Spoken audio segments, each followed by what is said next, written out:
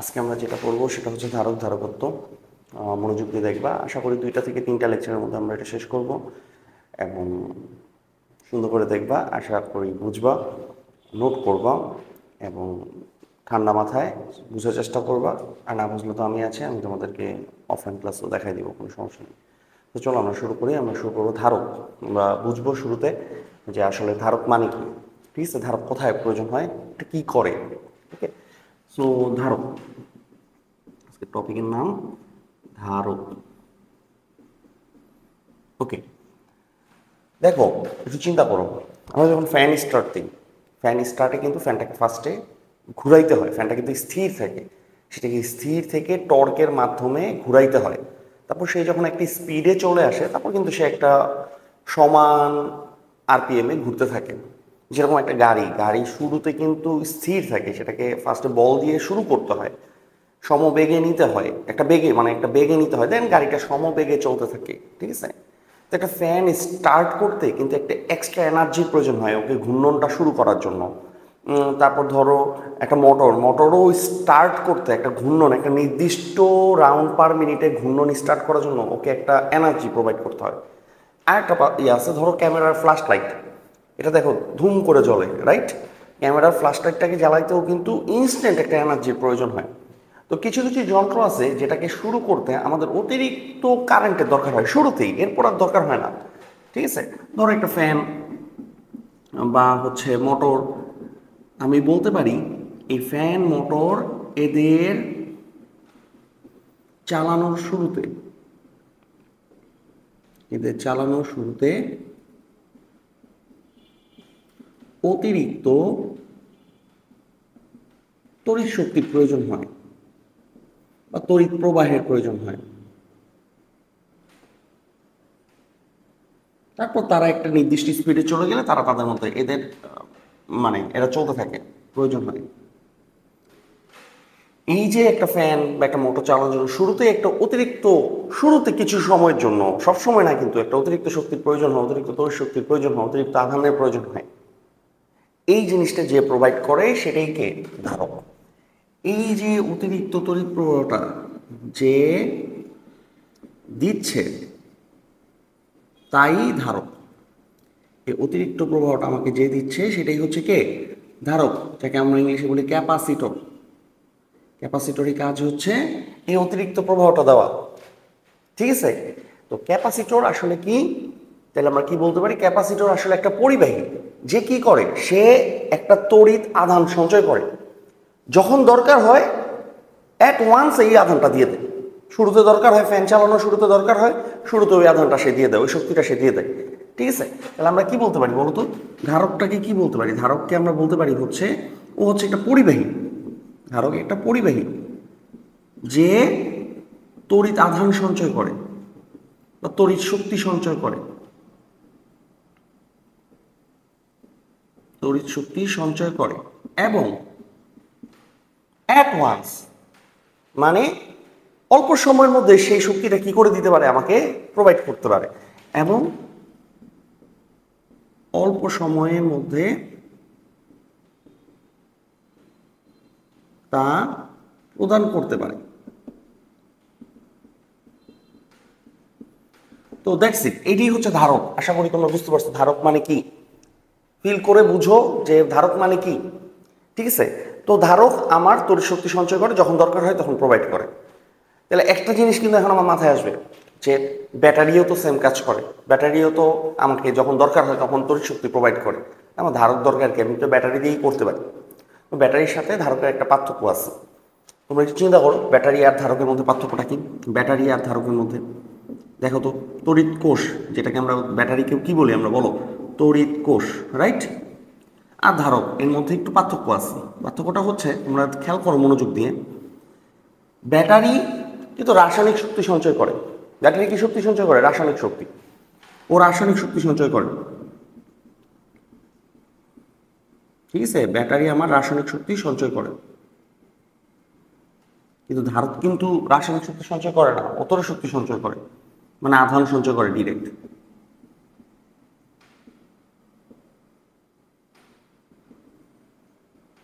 Right?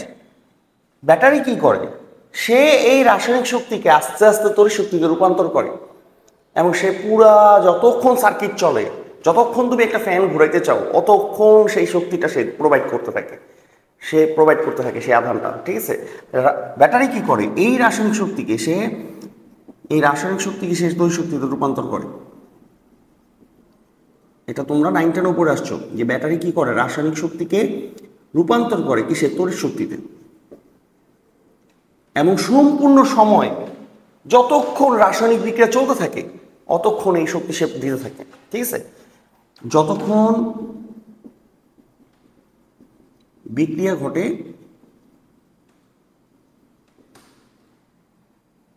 ততক্ষণ battery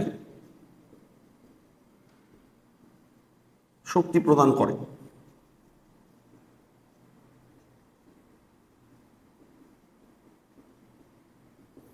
কিন্তু ধারকের ক্ষেত্রে জিনিসটা এরকম না। ধারক ডিরেক্ট আধান সঞ্চয় করে, ওর ভাই এত বিক্রিয়া টিক্রিয়া করার সময় নেই। ও ডিরেক্ট আধান সঞ্চয় করে, যখন দরকার হয় ফ্যান চালাইছো, তুমি সুইচ দিছো ফ্যানে, তখনই ইনস্ট্যান্ট একটা অতিরিক্ত শক্তি দরকার, ও এটা প্রোভাইড করে দেয়। ঠিক আছে, তো সে ইনস্ট্যান্ট ওই শক্তিটা প্রোভাইড করে। ঠিক আছে, তো ওই বিক্রিয়া করবে আস্তে আস্তে যতক্ষণ চলবে সার্কিট, ওরকম না। সে একেবারে তোর শক্তিটা কি করে, প্রদান করে, একেবারেই শক্তিটা প্রদান করে। সে আবার চার্জ নেয়, নিয়ে বসে থাকে, যখন দরকার হয় তখন প্রোভাইড করে দেয়। ঠিক আছে, একেবারে শক্তি প্রদান করে। এটা হচ্ছে ব্যাটারির সাথে আমাদের ক্যাপাসিটরের পার্থক্য। আমরা ব্যাটারি ওইখানে ইউজ করবো যেখানে আমি লং টাইম সার্ভিস চাই, আমি একটা জিনিস কন্টিনিউ চালাতে চাই। ল্যাপটপ চালাচ্ছি, আমার ব্যাটারি দরকার, আমি মোবাইল চালাচ্ছি, আমার ব্যাটারি দরকার। ঠিক আছে, আর ক্যাপাসিটেন্স কখন, শুরুতে যখনই কোনো কিছু শুরু করতে অতিরিক্ত শক্তির প্রয়োজন তখনই আমরা কি দিব, ক্যাপাসিটেন্স দিব। আশা করি তোমরা ধারক মানে বুঝছো, ব্যাটারির সাথে ধারকের পার্থক্যটা বুঝছো। খুবই সহজ একটা জিনিস, এই কনসেপ্টগুলো ক্লিয়ার করতে হবে। কনসেপ্ট ক্লিয়ার না করলে তোমরা ভালো পারবা না, বুঝবা না যে কিভাবে কি কাজ করতেছে। সো আশা করি তোমরা ধারক মানে বুঝতে পারছো। তো আমরা এখন নেক্সট টপিকে যাব। আমাদের নেক্সট টপিক কি, ধারকত্ব। ঠিক আছে,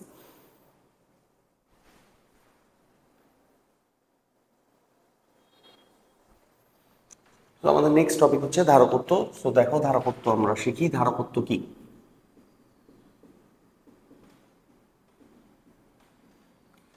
ধারকের একটা ধারক তো বুঝলাম আমরা, সে তড়িৎ আধান সঞ্চয় করে।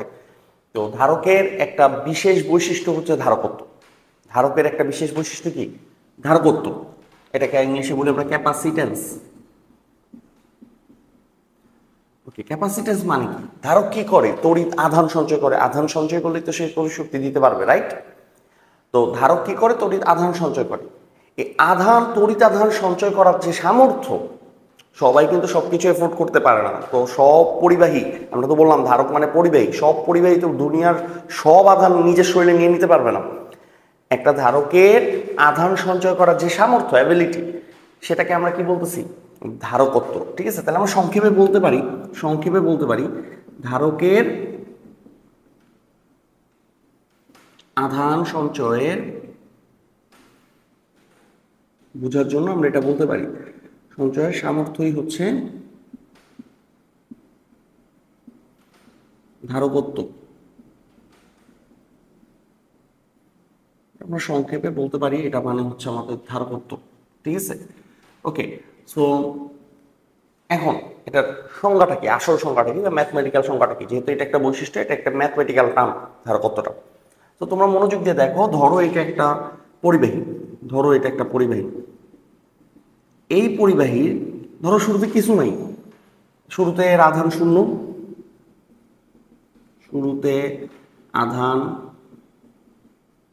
শূন্য, তার মানে বিভব কত, তড়িৎ বিভব কত বলো, তড়িৎ বিভবও শূন্য।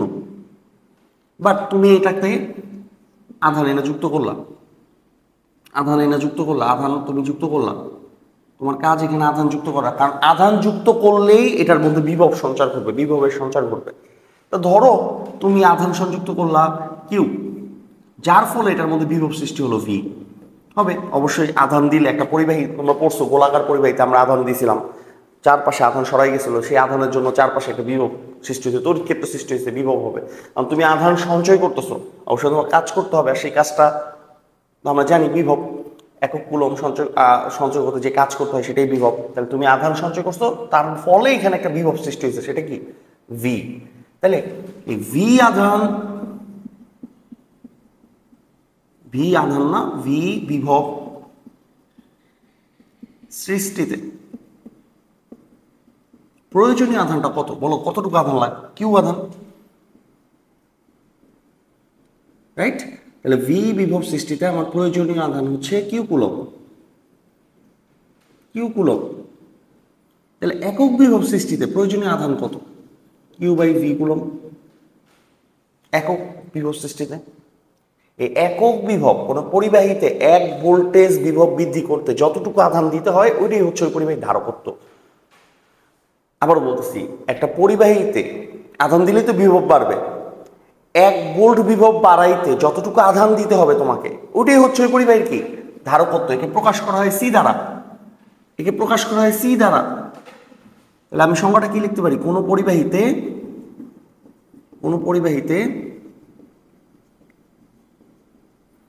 একক পরিমাণ বিভব বৃদ্ধিতে যে পরিমাণ আধান সঞ্চয় করতে হয়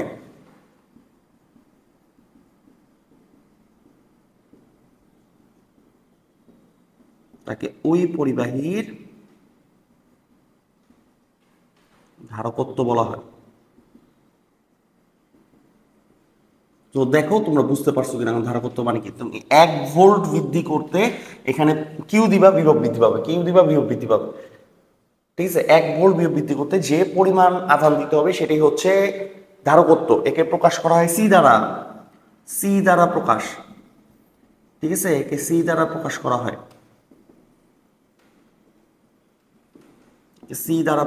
হয়, ক্যাপাসিটেন্স। তাহলে সি ইজ ইকুয়াল টু কি পাচ্ছি, দেখো এই যে পাইছি 1 বিভব পার্থক্য সৃষ্টি করতে কিউ বাই ভি কুলম্ব লাগছে। তাহলে এই সি ইজ ইকুয়াল টু হচ্ছে Q by V, that's the formula, ঠিক আছে, এটাই হচ্ছে আমাদের formula. C is equal to কি কিউ বাই ভি। এখন তোমার মনে হইতে পারে, একটু আগে পড়লাম যে আধান সঞ্চয় করার সামর্থ্যই হচ্ছে ধারকত্ব, তার মানে যে পরিবাহীর তড়িৎ শক্তি বেশি হলে তার ধারকত্ব বেশি হবে। মানে কারণ ধারকের কাজ কি, তড়িৎ শক্তি সঞ্চয় করা। বিভব নিচে কেন, কারণ একটা জিনিস মাথায় আসতে পারে, বিভব তাহলে বেশি হলে ধারকত্ব কমে যাবে, মানে তার শক্তি কম, বিভব বেশি হলে কি তড়িৎ শক্তি কম। এখানে খেয়াল করে দেখো, আমি তোমাকে বলি, বিভব বেশি হলে কিন্তু সমস্যা আছে। তুমি যে ধারক বানাইতে তোমার কি করতে হবে, আধান দিতে হবে। তুমি আধান দিলে তোমার কি করতে হবে, কাজ করতে হবে। এই কাজটাই কিন্তু বিভব। তুমি কি চাবা, তুমি বলো, তুমি একটা ধারক বানাবা, তুমি এখানে শক্তি সঞ্চয় করতে চাও, তোমার টার্গেট থাকবে জানো, অল্প কাজে বেশি আধান আনা। তুমি যত অল্প কাজ করে এখানে বেশি বেশি আধান সঞ্চয় করতে পারবা তত তোমার ভালো না, ওইটা ধারকত্ব বেশি না, ওটার অ্যাবিলিটি বেশি কাজ করার, ওটা তড়িৎ শক্তি সঞ্চয় করার সামর্থ্য বেশি হবে। কারণ কাজ তো করতে হবে তোমাকে এক্সটার্নাল এজেন্ট দিয়ে কাজ করাইতে হবে। এখানে কি সঞ্চয় করতে, আধান সঞ্চয় করতে। আধান সঞ্চয় করলে এটা ধারকত্ব হবে, ধারক হবে, এটা শক্তি তৈরি করবে। তুমি যত কম কাজে এখানে আধান সঞ্চয় করতে পারবা তত তোমার এটার ক্যাপাসিটেন্সটা বেশি, এটার ধারকত্বটা বেশি, এটা অ্যাবিলিটি বেশি কম কাজে। আর কম কাজ মানে কি বিভব, তাই বিভব কম হলে ধারকত্ব কি হবে বেশি। কারণ আমরা জানি বিভব মানেই কৃত কাজ, আধান আনতে কৃত কাজ। যত কম কাজ হবে ধারকত্ব তত বেশি হবে, ঠিক আছে। তবে ধারকত্ব একটা পরিবাহীর বৈশিষ্ট্য, মানে একটা ধারকের বৈশিষ্ট্য, এটা কিন্তু ফিক্সড। একটা নির্দিষ্ট পরিবাহীর জন্য এই সি এর মান ফিক্সড, এটা মাথায় রেখো, এটা আমি লিখে দিচ্ছি, ঠিক আছে। তোমরা নোট খাতা এগুলো সুন্দর করে নোট করবা। একটি নির্দিষ্ট পরিবাহীর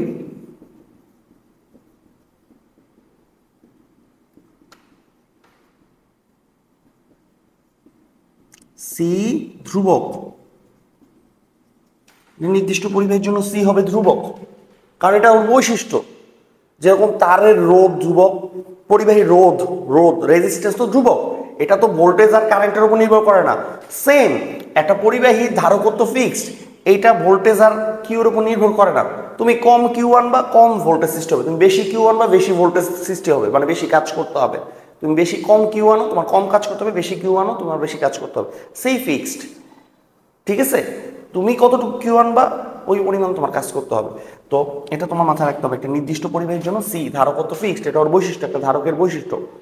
এখন ধারকত্ব মানে আমরা বুঝলাম এটা ধারকত্বটা তাহলে কার উপর নির্ভর করে, এই সি এর মান কার উপর নির্ভর করে বলো তো? যেহেতু এটা ফিক্সড একটা পরিবাহীর জন্য, এটা দুইটা জিনিসের উপর নির্ভর করে। সেটা হচ্ছে পরিবাহী, যেহেতু পরিবাহীর উপর নির্ভর করে তাহলে পরিবাহীর আকার আকৃতি, পরিবাহীর ডাইমেনশনের উপর নির্ভর করে। তাহলে সি নির্ভর করে, এটা কিন্তু খুবই ইম্পর্টেন্ট, হ্যাঁ তোমার জানতে হবে। সি নির্ভর করে দুইটা জিনিসের উপর। এক নাম্বার পরিবাহীর আকার আকৃতি, মানে পরিবাহীর ডাইমেনশনের উপর নির্ভর করে।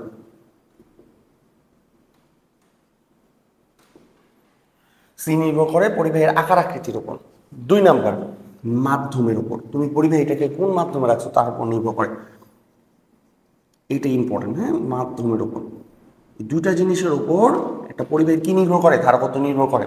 ধারকত্ব তুমি কতটুকু আধান আনলা, কতটুকু ভি সৃষ্টি হলো, এগুলোর উপর নির্ভর করে না, এটা তোমার উপর। তুমি বেশি কিউ আনলে বেশি ভি লাগবে, বেশি কাজ করতে হবে। ঠিক আছে, তো নির্ভর করে কি পরিবাহীটা দেখতে কেমন, ছোট বড় নাকি বিভিন্ন শেপ আছে, শেপ স্পেরিক্যাল শেপ হইতে পারে, বক্স আকার হইতে পারে, অনেক রকম হইতে পারে। ঠিক আছে, সিলিন্ড্রিক্যাল হইতে পারে। আর মাধ্যমের উপর তুমি মাধ্যম মানে পরিবাহীটা কোন মাধ্যমে রাখছো। ঠিক আছে, এই দুইটা জিনিসের উপর সি নির্ভর করে। ক্লিয়ার? ধারকত্ব ক্লিয়ার? আশা করি তোমরা বুঝছো ধারকত্ব মানে কি, ধারক বুঝছো, ধারকত্ব মানেও বুঝছো। এটা খুব একটু ঠান্ডা মাথায় বুঝতে হবে, আর এটা ভালো পারলে তোমরা এইটা থেকে যে কোনো ম্যাথ আসলে পারবা। বেসিকটা ক্লিয়ার করতে হবে। কারণ ধারকত্বের একক কি বলো তো, কুইক বলো, এককটা কি তোমরা নিচে লিখো, পাশে লিখতেছি। ধারকত্বের একক কি বলো তো, এখান থেকে দেখা যাচ্ছে এটার একক কুলম, এটার একক কি ভোল্ট। তাহলে ধারকত্বের একক দেখা যাচ্ছে কুলম পার ভোল্ট, বাট আমরা এটাকে শর্টকাটে বলি ফ্যারাড, এফ দিয়ে লিখি, এফ ফ্যারাড, এফ। তাহলে কোনো কিছু ধারকত্ব এইভাবে লেখা হয়, 1 ফ্যারাডে, 2 ফ্যারাডে, 2 মাইক্রো ফ্যারাডে, অনেক ছোট হয়। ঠিক আছে, যেমন উদাহরণ বলতে পারো হচ্ছে, উদাহরণ বলতে পারো 1 মাইক্রো ফ্যারাড অথবা 1 মাইক্রো ফ্যারাড। তোমরা জানো মাইক্রো মানে 10⁻12, এটা মানে 10⁻6 ফ্যারাড, অথবা শুধু 1 ফ্যারাড, 10 ফ্যারাড, অনেক রকম হতে পারে। তো বলতো 1 ফ্যারাড আর 10 ফ্যারাডের পার্থক্য কি? 1 ফ্যারাড যেই ধারকের ধারকত্ব, তার 1 ভোল্ট বৃদ্ধি করতে মাত্র 1 কুলম আধান দিতে হবে। যার 10 ফ্যারাড, তার 1 ভোল্ট বৃদ্ধি করতে তুমি 10 কুলম আধান দিতে পারবে, মানে অল্প কাজে বেশি আধান দিতে পারবে। এটা ভালো, বেশি, এটা ধারকত্ব বেশি থাকে।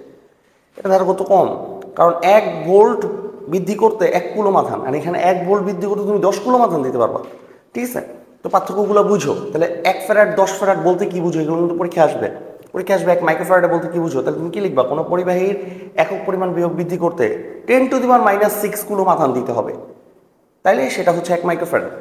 ঠিক আছে, সো আশা করি তোমরা ধারকত্ব মানে বুঝছো। সো তোমরা নোট করো, দেখো বুঝতে পারছো কিনা।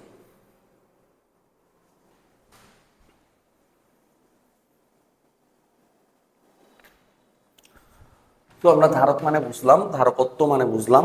এখন আমরা যেটা পড়বো সেটা হচ্ছে, আমরা বিভিন্ন ধারক অনেক রকম দেখতে হইতে পারে, বিভিন্ন ধারকের ধারকত্বের সূত্র পড়বো। ঠিক আছে, ধারকত্ব কেমন হয়, কোন ধারকটার ধারকত্ব কেমন, কোনটা মানে ভালো হবে আমাদের জন্য, বা কোনটা কোথায় ইউজ হচ্ছে, এই জিনিসগুলো আমরা দেখবো। তো সবার শুরুতে আমরা যেটা দেখবো ধারকত্বের পরে, সেটা হচ্ছে গোলাকার পরিবাহী ধারকত্ব। মানে একটা ধারক আছে যেটা হচ্ছে গোলাকার, স্ফেরিক্যাল। ঠিক আছে, তো গোলাকার পরিবাহী ধারকত্ব নিয়ে আমরা শুরুতে পড়বো। এটা একটু ইম্পর্টেন্ট টপিক, এটা বোর্ডের জন্য অনেক ইম্পর্টেন্ট, সো একটু মনোযোগ দিও তোমরা। তো আমরা যেটা পড়বো সেটা হচ্ছে গোলাকার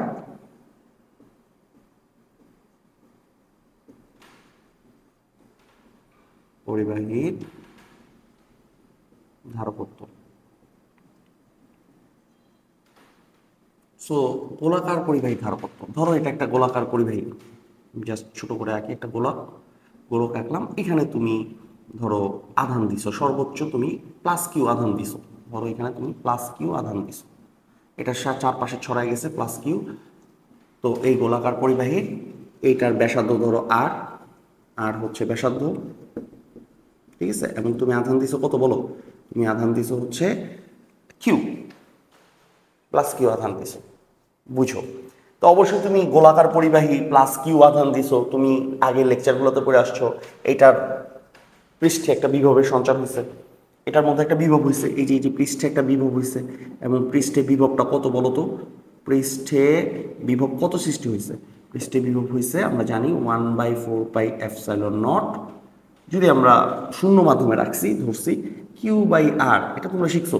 দেখো পৃষ্ঠে বিভব এটা কিনা, আমি কিউ আধান দিলে পৃষ্ঠে এই বিভব সৃষ্টি হবে, তোমরা এটা ভালো মতো জানো। দেখো ঠিক আছে কিনা, ঠিক আছে। এখন যেহেতু কিউ আধান দিছি, এটার পৃষ্ঠে বিভব সৃষ্টি হয়েছে ভি, তাহলে এটা একটা ধারকত্ব আছে, কারণ আধান দিছি তো, এত শক্তি সঞ্চয় করছে। সো ধারকত্বটা কত? এটা ধারকত্ব কত এখানে বলো? এখানে ধারকত্বটা হচ্ছে ধারকত্ব সি, সূত্রটা কি পড়ছি একটু আগে বললাম, Q/V, রাইট? কিউ দিছি, কিউ আর ভি তো এই যে 1/4πε0 Q/R, দেখো ভি ঠিক আছে কি, ঠিক আছে। এখন দেখো কিউ কিউ কাটা, উল্টায় দাও, তাহলে কি আসতেছে 4πε0R, এই যে সূত্র আসলো। গোলাকার পরিবাহী ধারকত্ব কত? 4πε0R। তো আমাদের দ্বিতীয় সূত্র আজকে, এই প্রথম সূত্র এটা পড়ছি, এখন এটা শুধু গোলাকার পরিবাহীর জন্য 4πε0R। তো তোমাকে আমি একটা জিনিস বলছিলাম যে ধারকত্ব দুইটা জিনিসের উপর নির্ভর করে, ডাইমেনশন, পরিবাহী দেখতে কেমন, পরিবাহীর ডাইমেনশন, আর হচ্ছে মাধ্যম। তুমি দেখো তো সি এর মান কার উপর নির্ভর করতেছে? 4π তো ধ্রুবক, ε0 কি মাধ্যম না? মাধ্যমের জন্য চেঞ্জ হয় না? আর কি, আর কি পরিবাহীর ডাইমেনশন না? আর কি পরিবাহীর ডাইমেনশন না? তাহলে আমি তোমাকে ঠিক বলছিলাম যে ধারকত্ব দুইটা জিনিসের উপর নির্ভর করে, পরিবাহী ডাইমেনশন আর কি মাধ্যম, দুইটা জিনিসের উপর নির্ভর করে। দেখো গোলাকার পরিবাহী সিও দুইটা জিনিসের উপর নির্ভর করতে, 4πε0R। এটা শূন্য মাধ্যমের জন্য। যদি অন্য মাধ্যমে থাকে, তাহলে আমি যদি লিখি যদি অন্য মাধ্যমে থাকে, অন্য মাধ্যম হয়, তোমরা ভালো মতো জানো অন্য মাধ্যম হলে কি হয় বলো? 4πε0K×R, এটা হচ্ছে কি অন্য মাধ্যমের পরাবৈদ্যুতিক ধ্রুবক, এটাও তোমরা জানো। অন্য মাধ্যম হলে ε0 সাথে পরাবৈদ্যুতিক ধ্রুবক গুণ হয়। সো আমরা বুঝতে পারতেছি গোলাকার পরিবাহী ধারকত্ব সি হচ্ছে 4πε0, আর এখান থেকে আমরা যে বড় জিনিসটা পাই সেটা হচ্ছে এই সি পরিবাহী ব্যাসার্ধের উপর কি করে? নির্ভর করে। তাহলে ব্যাসার্ধ যত বড়, গোলাকার পরিবাহী গোলক যত বড়, ধারকত্ব তত বেশি। এটা খুবই ইম্পর্টেন্ট, বোর্ডে আসে যে গোলাকার পরিবাহীর ব্যাসার্ধ যত বড়, এটা ধারকত্ব কি হবে? তত বেশি হবে। তো গোলাকার পরিবাহীর সি নির্ভর করে মেনলি ε0 আর এর ওপর, যত বড় গোলক নিবা অত বেশি কি হবে? ধারকত্ব সৃষ্টি হবে। তো এখান থেকে আমরা একটা গ্রাফ দেখবো, তোমরা আমি এখানে আঁকি, দেখো তো গ্রাফটা এরকম কিনা।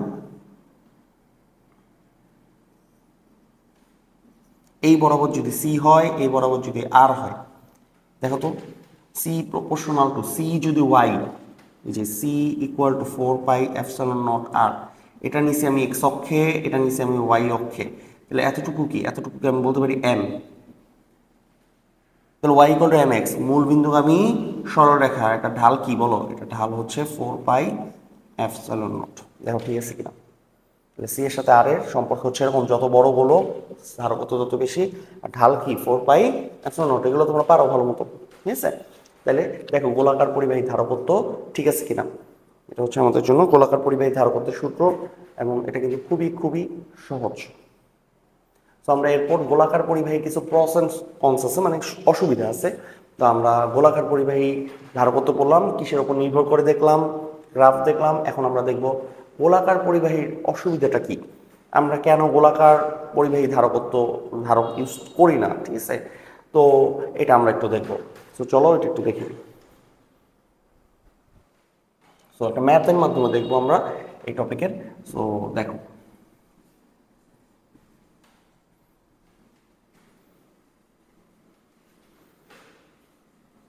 আমি যদি তোমাকে একটা ম্যাথ দিই যে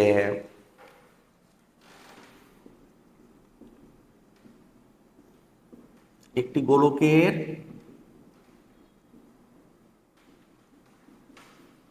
ব্যাসার্ধ 1 মিটার, গোলকের ব্যাসার্ধ কয় মিটার? 1 মিটার, এর ধারকত্ব কত? 1 মিটার কিন্তু অনেক বড়, 1 মিটার মানে প্রায় 3 ফুট।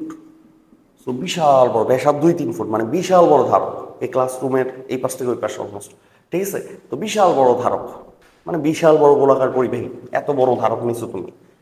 তো এই ধারকত্ব কত? দেখো এত বড় ধারক নিয়ে ধারকত্ব কত হয় দেখি। অ্যান্সারটা কি হবে? আমরা জানি C is equal to 4πε0r। আমরা খুব ভালো মতো জানি 1/4πε0r হচ্ছে, এই যে এটা আমরা ভালো মতো জানি 1/4πε0r হচ্ছে 9 × 10⁹ একক আছে। সো এটা কি লেখা যায় 1/9 × 10⁹, আর এর মানে 1 মিটার, ঠিক আছে। তো 1/9 × 10⁻⁻9 ফ্যারাডে। তুমি দেখো তো ধারকত্বটা কি আসছে, এত বড় গোলক নিয়ে ধারকত্ব আসছে দেখো মাত্র কত 1/9 ন্যানো ফ্যারাডে। অনেক ছোট না?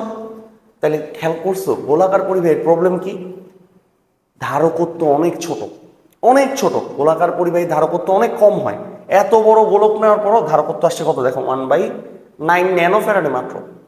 আরেকটা উদাহরণ দেখে তোমাকে, আরেকটা অঙ্কের মাধ্যমে উদাহরণ দেখাই। ধরো ম্যাথ, তোমাকে বললাম যে তুমি একটা গোলাকার পরিবাহী বানাইতে চাও যার ধারকত্ব হচ্ছে 1 ফ্যারাডে, 1 ফ্যারাডে মাত্র 1 ফ্যারাডের একটা ধারকত্ব গোলাকার পরিবাহী বানাইতে চাও। তাহলে কোনো গোলাকার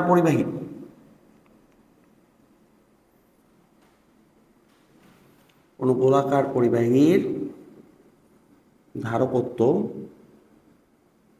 1 ফ্যারাডে, এর ব্যাসার্ধ কত, এর ব্যাসার্ধ কত?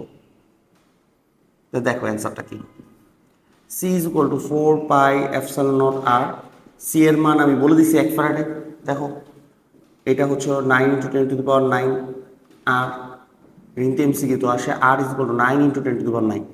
সো খেয়াল করে দেখো কত বড় গোলক, 9 × 10⁹ মিটার ব্যাসার্ধের গোলক।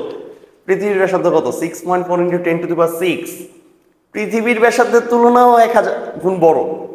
এত বড় গোলক হইলে ধার করতে হবে কত 1 ফ্যারাডে, এটা এমসিকিউতে আসে অঙ্কটা, ঠিক আছে। তো 9 × 10⁹ মিটার ব্যাসার্ধের গোলকের ধারকত্ব 1 ফ্যারাডে। তাহলে গোলাকার পরিবাহীর সমস্যাটা কই, গোলাকার পরিবাহী ধারকত্বের সমস্যা হচ্ছে এর ধারকত্ব অনেক কম, এর ক্যাপাসিটেন্স অনেক কম, ঠিক আছে। তাহলে এটা মাথায় রাখতে হবে, এটা লেখো যে এর সমস্যাটা কি। এর সমস্যা হচ্ছে এর ধারকত্ব অনেক ক্ষুদ্র,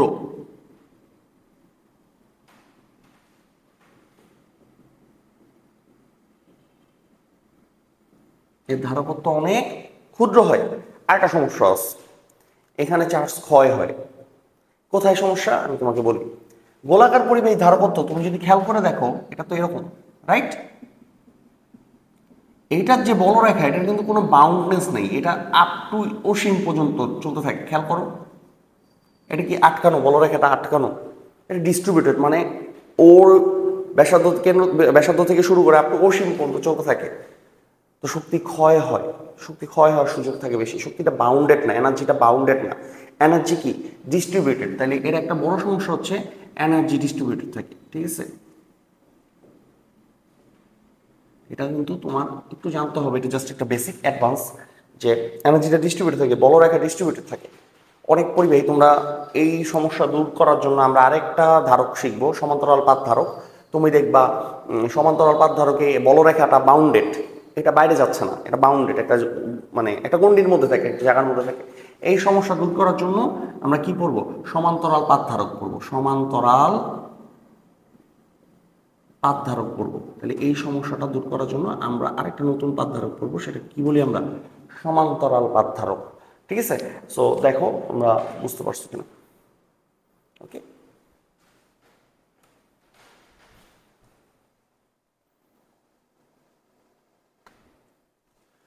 সো এখন আমরা গোলাকার পরিবাহী ধারকত্বের একটা ম্যাথ দেখবো। এই অঙ্কটা অনেক ইম্পর্টেন্ট, এই টাইপের অঙ্ক বিশেষ করে অ্যাডমিশনের জন্য অনেক বেশি ইম্পর্টেন্ট।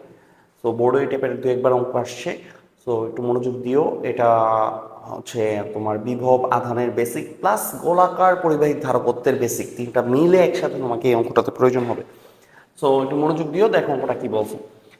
220 ভোল্টে চার্জিত সম আকারের 8টা ছোট ফোঁটা, ছোট ফোঁটা আছে 8টা তোমার কাছে, ঠিক আছে। এরকম ছোট ছোট ফোঁটা আছে কয়টা, 8টা ফোঁটা আছে তোমার কাছে, এবং সবাই 220 ভোল্ট করে, সবাই 200 কয় ভোল্ট করে, 220 ভোল্ট করে। এরকম 8টা ফোঁটা মিলিত হয়ে একটা বড় ফোঁটায় পরিণত হলো, একটা বড় ফোঁটায় পরিণত হলো।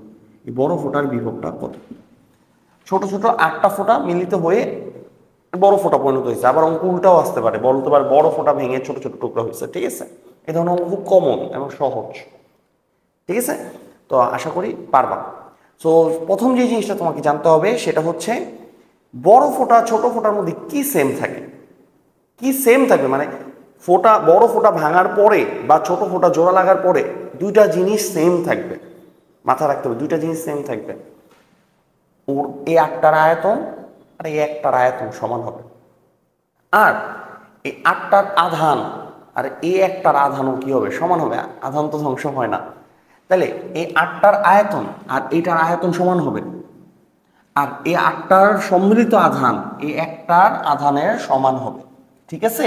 তো এটা সবসময় মনে রাখবা, বড় ফোঁটা ভেঙে ছোট হোক, ছোটগুলো জোড়া হয়ে বড় হোক, দুইটা জিনিস সেম থাকবে। তাহলে ফার্স্টে দেখো অ্যান্সারটা আমি করি। 8টি ফোঁটার আয়তন ইকুয়াল হচ্ছে বড় ফোঁটার আয়তন।